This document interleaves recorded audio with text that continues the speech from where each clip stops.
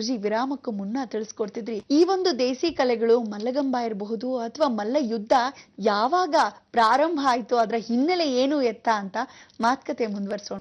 ನೋಡಿ ವೀಕ್ಷಕರೇ, ಗದೆಯನ್ನ ವಿಶೇಷವಾಗಿರ್ತಕ್ಕಂಥ ಈ ಒಂದು ನಾವು ನೀವು ಗೊತ್ತಿಲ್ಲದೆ ಇರತಕ್ಕಂಥ ವಿಚಾರ ಏನು ಅಂದರೆ, ನಾವು ಉತ್ತರ ಭಾರತದಲ್ಲಿರ್ತಕ್ಕಂಥ ವಿಚಾರಗಳನ್ನು ಎಷ್ಟೋ ಜನ ದಕ್ಷಿಣಕ್ಕೆ ತಂದರು, ಸಂತೋಷ, ಆ ಕಾಲದಲ್ಲಿ ಬಂದಿರತಕ್ಕಂಥ ಪದ್ಧತಿ. ಉತ್ತರ ಕರ್ನಾಟಕದಲ್ಲಿ ಎಷ್ಟು ಜನ ಕಷ್ಟಪಟ್ಟು ಈ ಮಲ್ಲಕಂಬದ ವಿಶೇಷವಾಗಿರ್ತಕ್ಕಂಥ ಒಂದು ಪ್ರಾಯೋಜಕವಾಗಿರ್ತಕ್ಕಂಥ ಕಾರ್ಯಕ್ರಮ, ಮಕ್ಕಳಿಗೆ ವಿದ್ಯೆ, ನಾವು ಅಲ್ಲಿ ಇಲ್ಲಿ ಕಂಪ್ಯೂಟರ್ ಕಲಿಸಿದ್ರೆ ಕರೆಂಟ್ ಹೊಟ್ಟೋಗುತ್ತೆ ಅಂತ ಬೇರೆ ಹೇಳಿದ್ದೀನಿ. ಕಂಪ್ಯೂಟರ್ ಕಲೆ ಕಲಿಸ್ಕೊಟ್ರೆ ಎಲ್ಲರಿಗೂ ಏನು ಮಾಡ್ತಾರೆ, ಎಕ್ಸ್ಟ್ರಾ ಕ್ಲಾಸಸ್, ಕೋಚಿಂಗ್ ಕ್ಲಾಸ್ ಕಳಿಸ್ಬಿಟ್ಟು ಕಂಪ್ಯೂಟರ್ ಕರೆಂಟ್ ಹೋದ್ರೆ ಬಿಡ್ಕೋಬೇಕು. ಅದೇ ಮಲ್ಲಕಂಬದ ವಿಶೇಷವಾಗಿರ್ತಕ್ಕಂಥ ಆಟಗಳನ್ನ ಮಕ್ಕಳಿಗೆ ಹೇಳ್ಕೊಟ್ರೆ, ನಮ್ಮಲ್ಲಿ ಏನೇನು ನರನಾಡಿಗಳಿದೆ ಹೆಣ್ಣು ಮಕ್ಕಳಿಗೆ, ವಿಶೇಷವಾಗಿರ್ತಕ್ಕಂಥ ಗಂಡಸರಿಗೆ ಏನೇನು ಯಾವ್ಯಾವ ಪಾಯಿಂಟ್ಸು, ಜಾಯಿಂಟ್ ಪಾಯಿಂಟ್, ಆಕ್ಯುಪೆಂಚರ್ ಅಂತ ಕರಿತೀವಿ, ಪ್ರತಿ ಒಂದರಲ್ಲೂ ಇವತ್ತಿಗೂ ಅವ್ರು ಡಾಕ್ಟ್ರಿಗೆ ವಿರೋಧ. ಯಾಕೆ ಗೊತ್ತಾ, ಒಂದು ದಿವಸ ಡಾಕ್ಟರ್ ಹತ್ರ ಹೋಗಲ್ಲ ಇವುಗಳು. ಯಾಕೆಂದ್ರೆ ಅಷ್ಟು ಚೆನ್ನಾಗಿ ದಷ್ಟ ಪುಷ್ಟವಾಗಿರುತ್ತೆ.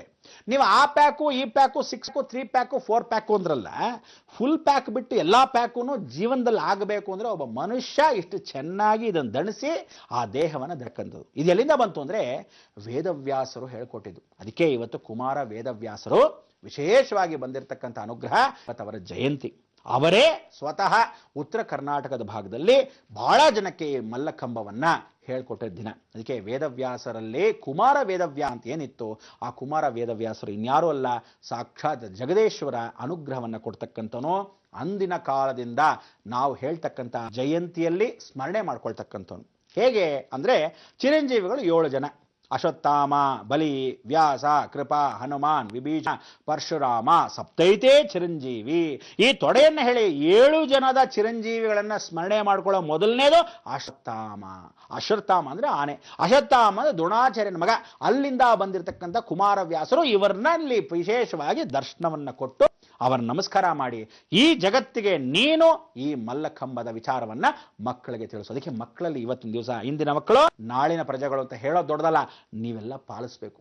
ಅದಕ್ಕೆ ಇವತ್ತು ದಿವಸ ನಾವು ನೀವು ಆ ಒಂದು ದಣಿದಿರತಕ್ಕಂಥ ದೇಹಕ್ಕೆ ವಿಶೇಷವಾಗಿರ್ತಕ್ಕಂಥ ಈ ಒಂದು ಆಟದ ಕಲೆಯನ್ನ ನೀವು ದರ್ಶನ ಮಾರ್ಗವಾಗಿ ನೋಡಬೇಕು. ಮಲ್ಲಕಂಬ, ಮಲ್ಲಯುದ್ಧ ಆನಂದವಾಗಿತ್ತಲ್ಲ ನೋಡಿ. ಎಷ್ಟೋ ಜನಕ್ಕೆ ಅದು ನೋಡೇ ನಮಗೆ ಬೆವರು ಬಂದ್ಬಿಡ್ತು. ಅಂಧಕಾಸುರ ರಾಕ್ಷಸ ಸಂಹಾರ.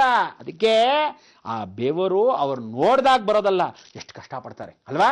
ಅದನ್ನೇನು ಮಾಡಬೇಕು, ಫಸ್ಟ್ ಕ್ಲಾಸ್ ಆಗಿ ನೀವು ನಿಮ್ಮ ಮಕ್ಕಳಿಗೆ ಧೈರ್ಯವಾಗಿ ಕಳಿಸ್ಬೇಕು. ಕೆಲವರು ಹೇಳಿದ್ರು ಏನಂತ, ರೇ ನಮಗೆ ಆ ಕಾಲ ಥರ ಒಂದು 15 ಜನ ಮಕ್ಕಳೇ, ಒಂದು 4 ಜನ ಹೋಗ್ರು ಅನ್ಬೋದು, ಇರೋ 2 ಮಕ್ಕಳು ಕೈಕಾಲು ಮುರ್ಕೊಂಡ್ಬಿಟ್ರೆ ಏನಪ್ಪ ಮಾಡೋದು, ಫೋಟೋ ಗಿಟಲ್ಲಿ ಹಾಕ್ಸಕ್ಕಾಗಲ್ವಲ್ಲ ಅನ್ನೋ ಭಯ ಕೆಲವರಿಗೆ.